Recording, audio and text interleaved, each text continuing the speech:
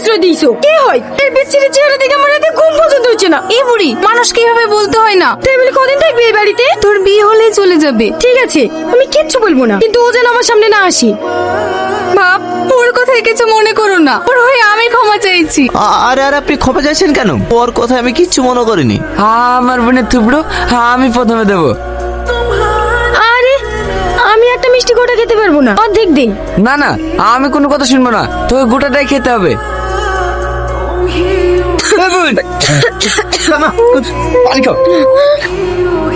তুমি কি চলো বলো। আমি টনির বন্ধু।